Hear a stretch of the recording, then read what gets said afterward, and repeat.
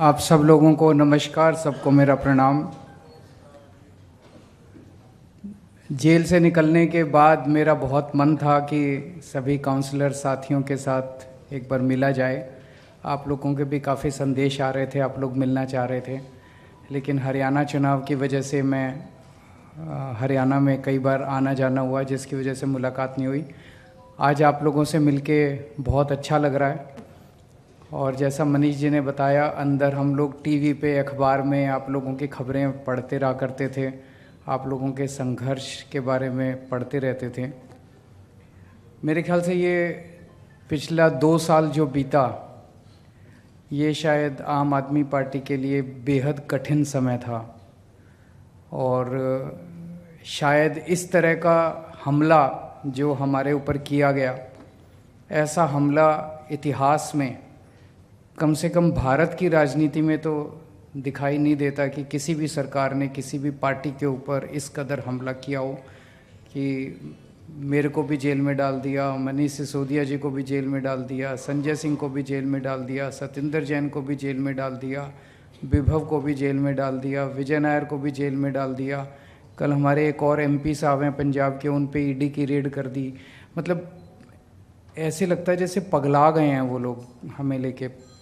मतलब बहुत मानसिक रूप से वो उनके रूम में, उनके मन में क्या चल रहा है मैं कह नहीं सकता। लेकिन ये भ्रष्टाचार के खिलाफ तो वो नहीं कर रहे, ये कोई जांच नहीं चल रही, ये कोई भ्रष्टाचार के खिलाफ या गलत काम के खिलाफ जांच नहीं चल रही, ये एक ऑनस्लॉट चल रहा है। उन्होंने ठान लिया है प्रधानमंत्री जी ने कि भाई आम आदमी पार्टी को ख़त्म करना है, अरविंद केजरीवाल को ख़त्म करना है, इस पार्टी को ख़त्म करना है।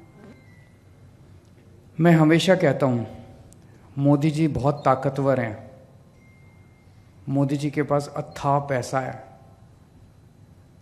लेकिन मोदी भगवान नहीं है। और इस दुनिया में भगवान तो है कि नहीं है? और वो भगवान हमारे साथ है। तो जीत तो भगवान की होगी अंत में। लड़ाई मोदी जी और भगवान के बीच में है, भगवान हमारे साथ है। तो उनकी पूरी, एक पत्रकार गया था दिसंबर के महीने में मोदी जी से मिलने के लिए, उसने वापस आके बताया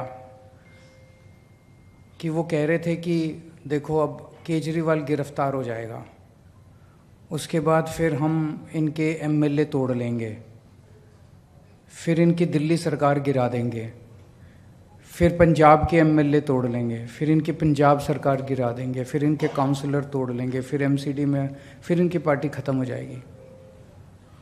लेकिन भगवान भी सुन रहा था, भगवान भी देख रहा था। तो मोदी जी ने मेरे को गिरफ्तार तो कर लिया, ना दिल्ली सरकार टूटी, ना कोई एमएलए टूटे, ना पंजाब सरकार टूटी, ना पंजाब में एमएलए टूटे, ना एमसीडी टूटी। तो उनके सारे जो उन्होंने प्लान बनाए थे आम आदमी पार्टी को तोड़ने के, वो सारे मंसूबे उनके खराब हो गए। यही दिखाता है कि भगवान आपके साथ है।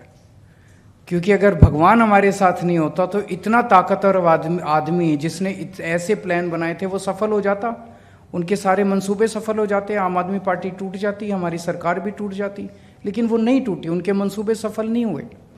तो ये बहुत कठिन समय था और आप लोगों ने बड़ी हिम्मत दिखाई। आप लोग जो नहीं टूटे, 2-4 लोग टूटे, लेकिन मैंने रामचंद्र जी का पढ़ा था अखबार में, और मैंने एक दिन हेडलाइन आई थी कि रामचंद्र जी कह रहे हैं कि कल रात को केजरीवाल मेरे सपने में आया था। मुझे अच्छा लगा पढ़ के, मुझे अच्छा लगा पढ़ के, और मुझे लगा जेल में बैठ के अगर मैं आप सबके सपनों में अच्छे से आ रहा हूँ तो बहुत अच्छी बात है। अगर मैं आप लोगों को प्रेरणा दे रहा हूँ तो बहुत अच्छी बात है।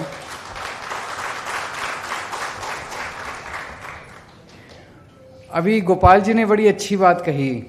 मैंने वहाँ गीता बहुत पढ़ी, कई बार पढ़ी गीता, आप लोग भी पढ़ना, और बहुत प्रेरणा मिलती है और बहुत कुछ शांति मिलती है।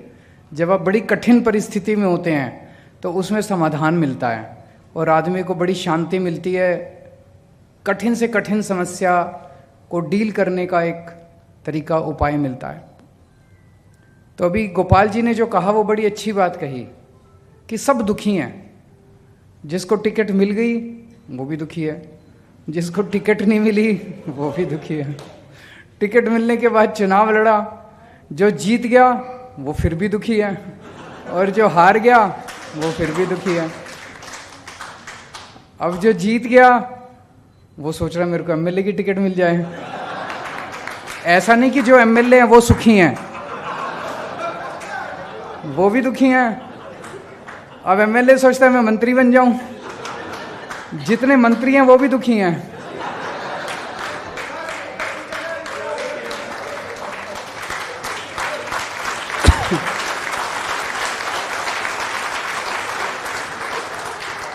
और जितने मुख्यमंत्री हैं वो भी दुखी हैं, और जो प्रधानमंत्री है वो सबसे दुखी है।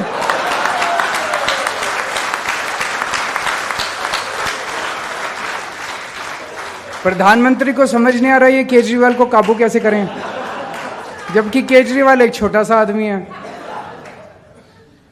तो सबसे इंपॉर्टेंट चीज जिंदगी में है खुश रहना, है कि नहीं है? बाकी सारी चीजें इंपॉर्टेंट नहीं है। लड़ते रहो जिंदगी में, कभी ये टिकट मिल जाए, कभी ये जीत जाए, कभी मंत्री बन जाऊं, कभी खुशी नहीं मिलने वाली।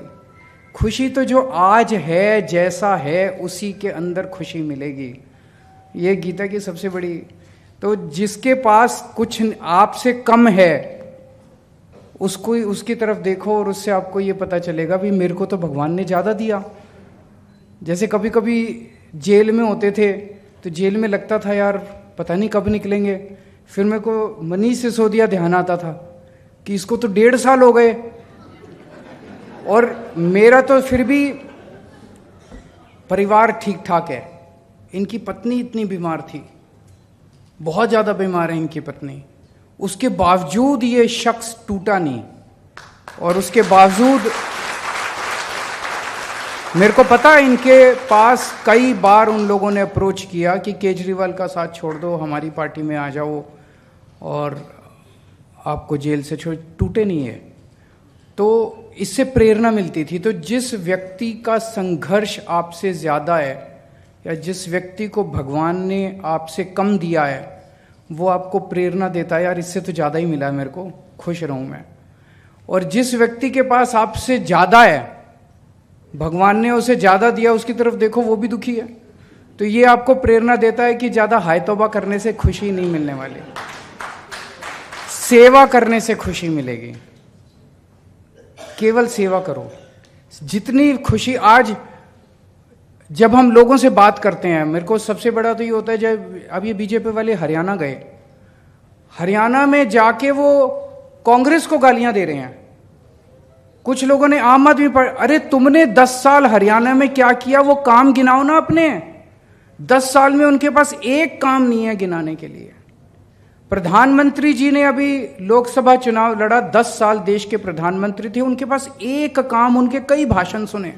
कहीं बोले टूटी चोरी करके ये लोग भाग जाएंगे, आपकी भैंस चोरी करके भाग जाएंगे। वो 10 साल उन्होंने बतौर प्रधानमंत्री क्या काम किया, एक काम उनके पास गिनाने के लिए नहीं है। ये बहुत शर्मनाक बात है। और आपकी पार्टी, पूरे देश में कहीं चले जाओ, कोने कोने में चले जाओ, आम आदमी पार्टी की बात करो, बोले हाँ इन्होंने स्कूल अच्छे कर दिए दिल्ली में, है कि नहीं है? हाँ इन्होंने मोहल्ला क्लिनिक बना दिए, हाँ इन्होंने अस्पताल अच्छे कर दिए, इन्होंने बिजली फ्री कर दी।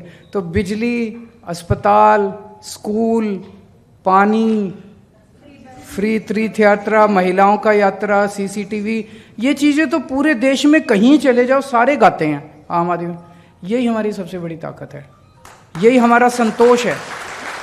हमारा संतोष ये नहीं है कि मैं मुख्यमंत्री बन गया, आपका संतोष ये नहीं है कि आप काउंसलर बन गए। हमारा संतोष ये है कि जो काम आज हमने किए 75 साल में कोई नहीं कर पाया, कल जब मरेंगे तो सुकून होगा।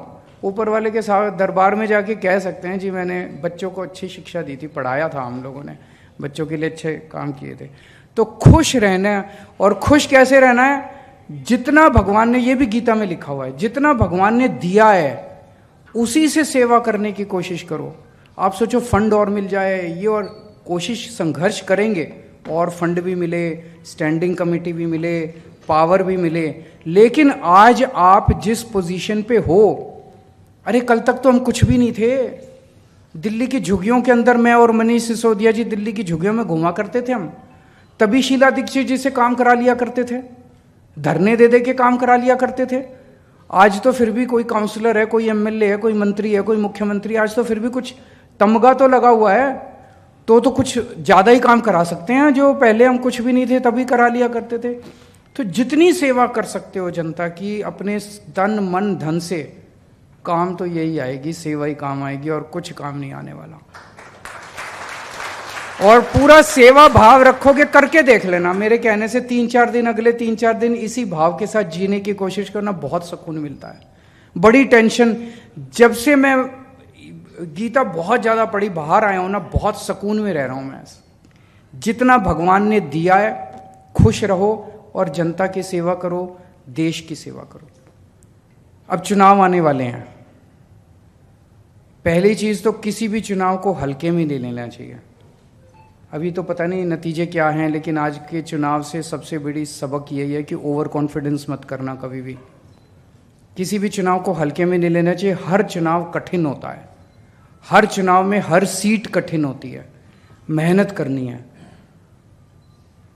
और लड़ाई मत करना, अपने अपने एमएलएज के साथ लड़ाई मत करना, सब लोग मेहनत करना। मेहनत नहीं करेंगे तो, और इस चुनाव के अंदर सबसे इम्पॉर्टेंट रोल आपका होगा, क्योंकि अब हम एमसीडी में हैं, जनता उम्मीद करती है भाई बेसिक चीज़ है, सफाई तो करेंगे, बाकी चीज़ें तो जनता माफ़ कर देगी, सफाई तो करेंगे। अपने अपने एरिया में घूम घूम के कोशिश करो कि कूड़ा उठ जाए, डेली झाड़ू लग जाए, कूड़ा उठ जाए, डेली झाड़ू लग जाए।